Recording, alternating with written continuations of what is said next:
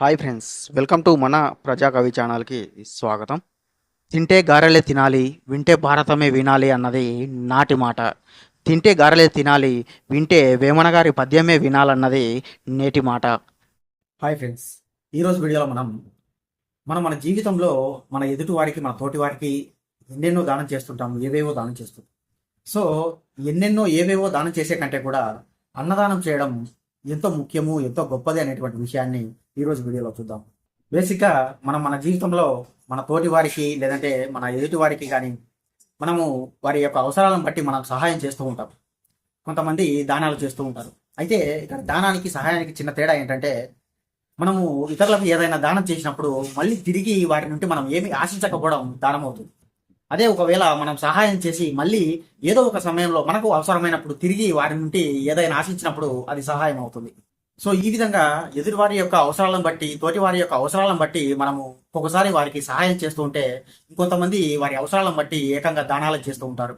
అది వస్తు దానం కానివ్వండి, డబ్బు దానం కానివ్వండి, రాజ్యదానం కానివ్వండి, అక్కడికి రక్తదానం కానివ్వండి. సో ఈ విధంగా ఎదుటివారి యొక్క అవసరాలను బట్టి మనము దానాలు చేస్తూ ఉంటాం. ఈ విధంగా మీరు మీ స్తోమతను బట్టి ఎన్ని దానాలైనా చేయండి, ఎంత పెద్ద దానాలైనా చేయండి, ఎంత పెద్ద మొత్తంలోనైనా చేయండి, ఎన్ని రకాలైన దానాలైనా చేయండి, కానీ మీరు చేసినటువంటి ఏ దానాన్నైనా సరే ఎదుటి వ్యక్తికి చెప్పుకోడు. పలానా వ్యక్తి నాకు పలానా వస్తువు దానం చేశాడు, పలానా వ్యక్తి నాకు డబ్బు దానం చేశాడు, పలానా వ్యక్తి నాకు రాజ్యదానం చేశాడు, లేదంటే పలానా వ్యక్తి నాకు రక్తదానం చేశాడని ఎవరు కూడా మీరు చేసినటువంటి దానాన్ని గురించి ఎక్కడ కూడా ఎదుటి వ్యక్తికి చెప్పుకోరు.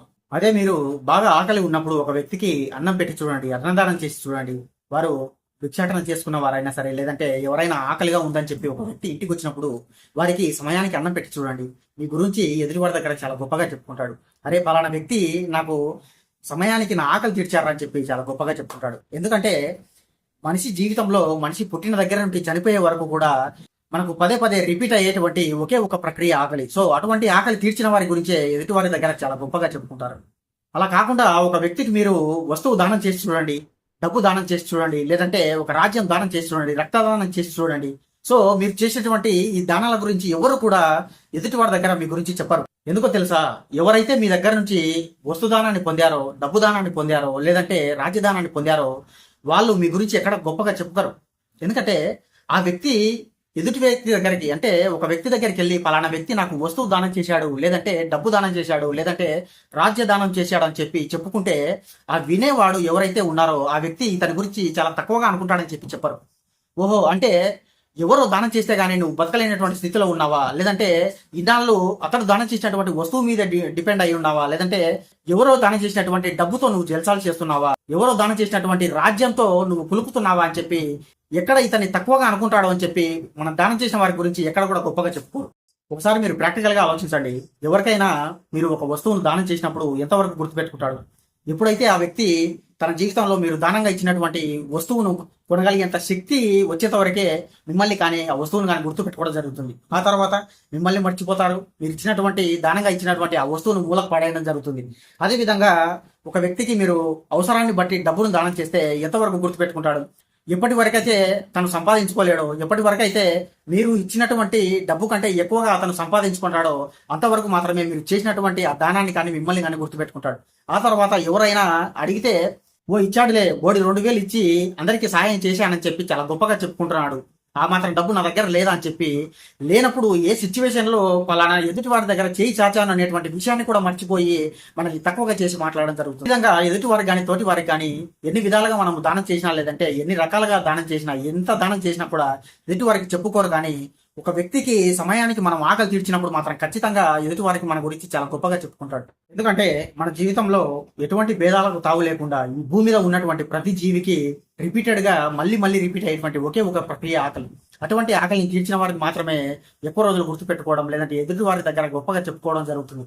ఫర్ సపోజ్ మీరు చూడండి, మనకు ఒక వ్యక్తి మీద బాగా కోపంగా ఉన్నప్పుడు, లేదంటే అతన్ని చంపాలన్నంత కోపం ఉన్నా సరే, ఒకవేళ ఆ వ్యక్తి మనకి డబ్బు దానం చేసినా, లేదంటే వస్తు దానం చేసినా, రాజదానం చేసినా, రక్తదానం చేసినా కూడా అతన్ని మర్చిపోయి మనం కోపంతో కొట్టడానికో చంపడానికి వెళ్తాం. కానీ ఒకవేళ పొరపాటున అతడిగిన ఒక పూట బాగా ఆకలిగా ఉన్నప్పుడు మనకు కడుపు నింపితే, మన ఆకలి తీరిస్తే మాత్రం ఖచ్చితంగా ఎక్కడో ఒక చోట అరే పలానా వ్యక్తి నాకు ఒక పూట ఆకలి తీర్చాడు కదా, బాగా ఆకలిగా ఉన్నప్పుడు నాకు అన్నం పెట్టాడు కదా అనేటువంటి దయాగుణం అన్నది ఎక్కడో ఒక చోట ఏదో ఒక క్షణాన కలుగుతూ ఉంటుంది. సో అన్నదానానికి ఉన్నటువంటి గొప్పతనం అటువంటిది. సో ఇది ఫ్రెండ్స్ విన్నారు కదా, మనం మన జీవితంలో మన తోటి వారికి కానీ లేదంటే మన ఎదుటి వారికి కానీ మనము ఎన్ని దానం చేసినా, ఎన్ని రకాలుగా దానం చేసినా, ఎంత పెద్ద మొత్తంలో దానం చేసినా సరే మర్చిపోతారు. కానీ మనం చేసినటువంటి సమయానికి తీర్చినటువంటి ఆ ఆకలిని కానీ ఆ అన్నదానాన్ని మాత్రం ఎప్పుడు గుర్తు చేసుకుంటాం అనేటువంటి విషయాన్ని చూశారు కదా. సో ఇదే విషయాన్ని యోగి వేమన గారు చెప్పినటువంటి ఒక చక్కటి పద్ధతి ద్వారా తెలుసుకుందాం. అన్నం మిడుట కన్నా అధిక దానంబులు ఎన్ని చేయనేమి ఎన్నబోరు, అన్నమెన్న జీవనాధారం అవునయ్యా విశ్వదాభిరామ వినురవేమ. అంటే ఫ్రెండ్స్ ఇక్కడ చూడండి, అన్నం మిడుట కన్నా అధిక దానంబులు ఎన్ని చెయ్యనేమి ఎన్నబోరు అంటే అన్నాన్ని కాకుండా మీరు మీ జీవితంలో మీ తోటి వారికి ఎన్ని దానం చేసినా, ఎంత పెద్ద మొత్తంలో దానం చేసినా వాటిని వారు ఎప్పటికీ గుర్తు పెట్టుకోరు, లెక్క చేయరు అని చెప్తున్నాడు. అందుకే అధిక దానంబులు ఎన్ని చేయనేమి ఎన్నబోరు. ఇక్కడ ఎన్నబోరు అంటే తెలుసుకోలేరు, గుర్తు పెట్టుకోరు అని చెప్పి దాని భావం.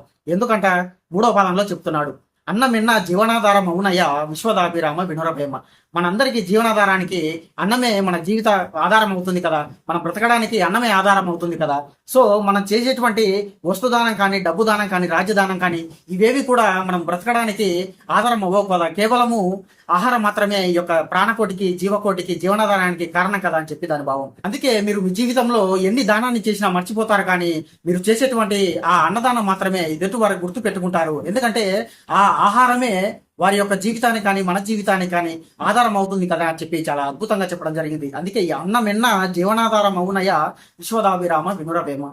ఫ్రెండ్స్ నిజంగా చూడండి, ఒక వ్యక్తికి ఒక వస్తువు బాగా అవసరమైంది. ఆ వస్తువు మనము ఇవ్వగానే కొన్నాళ్ళు ఆ వస్తువును వాడుకొని ఎప్పుడైతే ఆ వస్తువుతో అవసరం తీరిపోతుందో ఆ తర్వాత మనల్ని మర్చిపోతాడు. ఒకవేళ ఒక వ్యక్తికి బాగా డబ్బులు అర్జెంట్ అయినప్పుడు, డబ్బు అత్యవసరమైనప్పుడు మనము డబ్బు దానంగా చేస్తే ఆ డబ్బు అవసరం తీరిపోయిన తర్వాత అతడు ఎప్పుడైతే బాగా సంపాదించుకుంటాడో అతనికి డబ్బు వచ్చేంత వరకే మనం ఇచ్చినటువంటి ఆ డబ్బు కానీ మనకు కానీ వాల్యూ ఇస్తాడు. ఆ తర్వాత ఆటోమేటిక్గా మనం ఇచ్చినటువంటి డబ్బు కానీ మనకు కానీ వాల్యూ ఇవ్వడం మానేస్తాడు. అదేవిధంగా ఒక రాజ్యాన్ని కానీ లేదంటే ఒక రక్తదానం చేయండి. అతనికి ఎప్పుడైతే ప్రాణాపాయ స్థితిలో ఉన్నప్పుడు రక్తదానం చేస్తామో అప్పటి వరకు మాత్రమే పలానా వ్యక్తి నాకు దానం చేసి అని చెప్పుకుంటాడు. తర్వాత అతనికి ఎప్పుడైతే ఆరోగ్యం మెరుగుపడి ఎప్పుడైతే అతడు దర్జాగా తిరుగుతూ ఉంటాడో అప్పుడు మనం కనీసం గుర్తు కూడా రాము. అదే ఒక వ్యక్తికి బాగా ఆకలి వేసినప్పుడు, అరే ఈ టైంలో ఇక అన్నం లేకపోతే నేను చనిపోతానేమో అనేటువంటి సిచ్యువేషన్లో ఉన్నప్పుడు ఒక వ్యక్తికి ఒక ముద్ద అన్నం పెట్టి చూడండి, వాడు మిమ్మల్ని చచ్చేంత వరకు కూడా గుర్తుపెట్టుకోండి. సో ఇక్కడ ఆహారానికి ఉన్నటువంటి ప్రాముఖ్యత, ఇంపార్టెన్స్ అనేది అంత గొప్పది.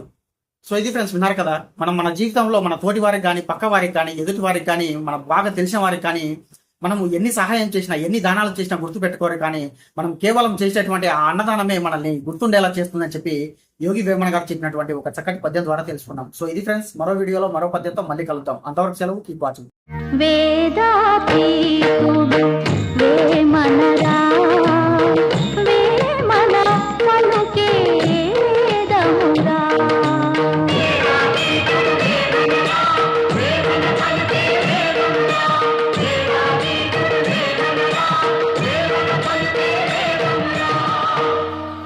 ఫ్రెండ్స్ ఈ వీడియో మీకు నచ్చినట్లయితే లైక్ చేయండి, నచ్చకపోతే షేర్ చేయండి. ఈ ఛానల్ మీకు ఎంతో కొంత యూజ్ అవుతుందంటే మాత్రం సబ్స్క్రైబ్ చేసుకోండి. ఓపికతో విన్నందుకు ధన్యవాదాలు. వేమన గారి ఆశీస్సులు ఎల్లప్పుడూ మీపై ఉండాలని కోరుకుంటూ ఇట్లు మీ ప్రజాకవి.